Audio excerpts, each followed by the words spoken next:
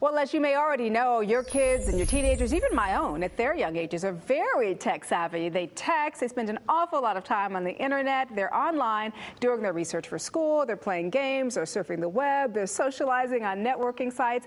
And we as parents can't always be around to make sure our children are doing the right thing and seeing the right things online. So how do we monitor their internet activity to help keep them safe? Well, with every click that your child makes, there is a way that you can make sure they're out of harm's way. Here to tell us how is the co-founder of SafetyWeb.com, Jeffrey Aroney. Hey, Jeffrey, good morning to you. Good morning. Thank you. You know, it's true. Not knowing what your kids are doing online, not knowing what they're doing on their cell phones, I think for parents can be very scary, especially because, you know, here on the Balancing Act, we've talked an awful lot about cyberbullying. It's very pervasive, and we take it very seriously here.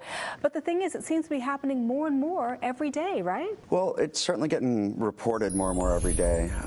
My company, SafetyWeb, what we're trying to do is bridge the gap between kids and teens who've been thrust into this new world of great technology and parents who didn't grow up with it. So as a parent, how do I parent in this environment, respect that relationship between the parent and the teen without overstepping the boundary and actually spying on them?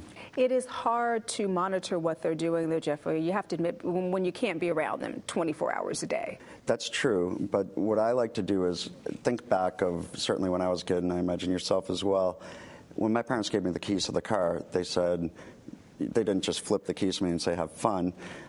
They knew where I was going, who I was going with, and what time I would be home, but they didn't go too far and put a voice recorder under the seat. And that's really the line that we try to toe with SafetyWeb and myid.com for adults, is make sure that you can instill responsible use of technology without invading one's privacy. Well, let's talk a little bit about SafetyWeb, because do you have access to every single thing that your kids are seeing or doing and every move they're making on the internet and while they're texting? A lot of parents ask for that, and we step back. We've interviewed actually at this point over 1,000 parents to understand what their needs were, and while they initially think they might want to spy, in reality your parents didn't parent you well by reading your journal or eavesdropping on your telephone calls. Yeah. So that again, you got to respect that boundary, and we look for what's in the public domain. How does this work then? What do you need? For starters, anyone can come to our site, SafetyWeb.com.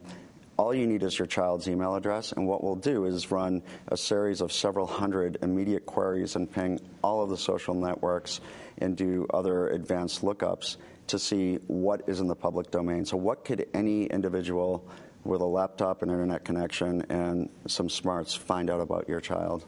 How do I as a parent then know, let's say if my child is involved in cyberbullying, if my child is using profanity or any other potential dangers? Right, so what we'll do is look for patterns, and these can either be patterns in behavior or use of language that gets flagged for any number of reasons, whether it's profanity, hate, eating disorders, depression, and we'll alert parents about that.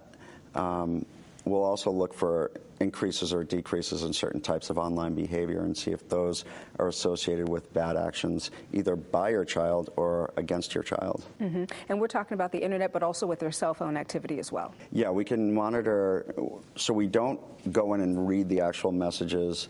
We will look at who's calling them and who's texting them and vice versa, and tie that back to the social networking graph. We don't ever try to spy on the child or ever make a promise, unlike many other companies out there, that your child is 100% safe by using this. There's no demand substitute for good parenting and good communication, and we want to make sure that we empower parents at SafetyWeb.com to go and learn and read our free resources, run a free report, and start the right kind of dialogue with their child that will give them the tools they need for responsible use of technology. Now, let me ask you, and I don't know if spying on your child is the right phrase to use, but are children aware that their parents are looking into their activities? Right. We generally encourage parents to do it, and we also interviewed a lot of teens and asked them what their thoughts were. What we look at is already in the public domain. So the way we like to say is, if your child is already exposed online, then anyone with questionable intent can find this information.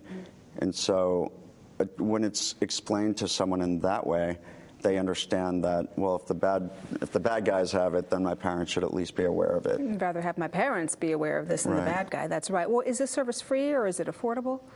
Anyone can come to safetyweb.com or even myid.com and check out the service and run a free report. We also have a lot of free resources that will educate parents on different threats or responsible uses of technology.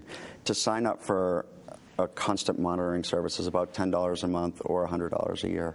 Well, really good information. It was a pleasure talking to you this morning, Likewise. Jeffrey. Yeah, thanks for being here. And if you'd like more information about SafetyWeb services and free resources about Internet safety, please visit their website at safetyweb.com.